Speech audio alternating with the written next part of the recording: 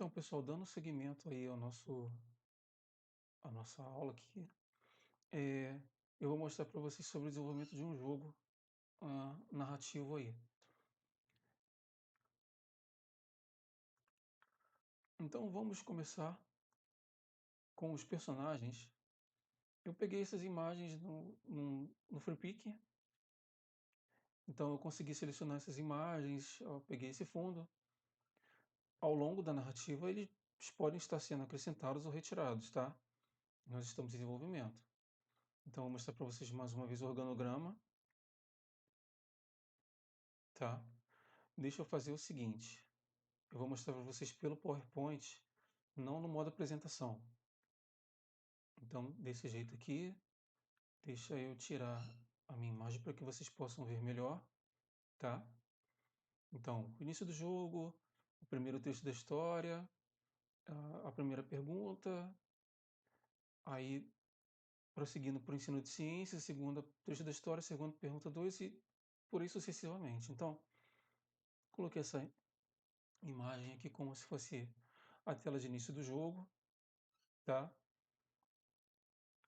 E dando início aí à narrativa. Então eu peguei a, a história da Chapeuzinho Vermelho e só fiz algumas adaptações para que o jogador ele vá caminhando pela narrativa. Não coloquei aqui, mas você vai colocando também as transições para que as imagens apareçam de um modo eh, sucessivo, tá? Então, viu, essa imagem da mãe da Chapeuzinho não estava. Podia ter colocado também uma legenda dizendo que era a mãe da Chapeuzinho Vermelho, já que era uma personagem sendo introduzida na história, tá? E sempre o botão continuar para que o usuário, o jogador vá prosseguindo ao longo da narrativa. Então por aí vai. E aí então eu chego com a história da Chapeuzinho Vermelho. Eu chego não, né? Eu mostro a personagem, mostro aqueles elementos do jogo. Então aí a gente chega no momento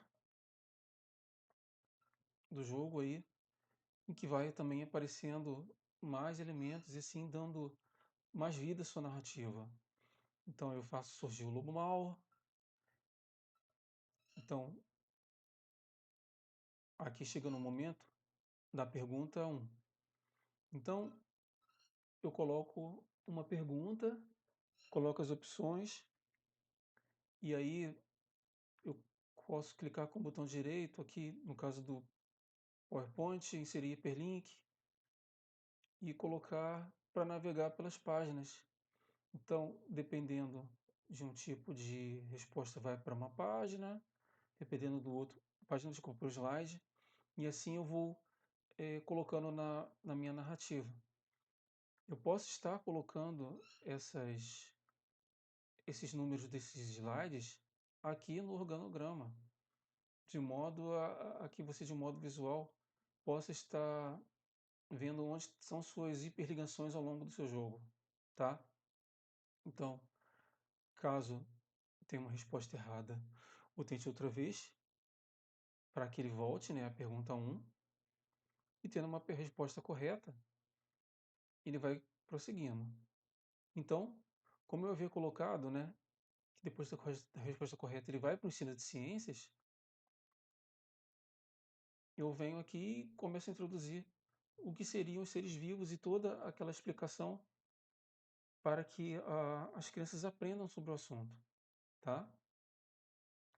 Então, logo depois vem a segunda texto da narrativa, onde eu vou colocando os diálogos entre os personagens e com o botão continua, né, para que o usuário possa estar fazendo a navegação. Tá? E mais uma vez eu retorno ao organograma aqui para que vá para a pergunta 2.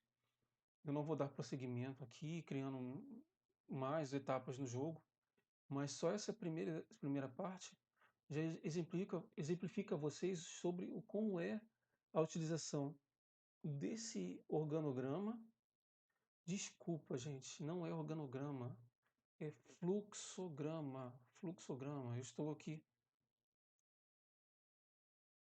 falando organograma, mas o correto é fluxograma, tá? Me perdoem. Então, com isso, vocês vão estar desenvolvendo toda a narrativa, toda essa parte da criação do seu jogo com essas etapas. Então, se vocês tiverem dúvida, vocês coloquem no fórum, me mandem mensagem, coloquem no café virtual, eh, se comuniquem comigo para a gente estar fazendo com que a sua ideia de jogo possa estar funcionando, tá?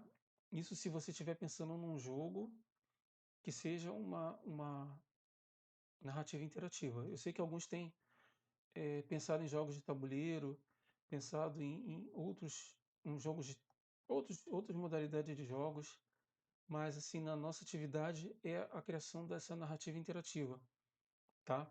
Então pensem em alguma coisa para que vocês possam estar adaptando para estar fazendo a atividade dessa semana, tá ok?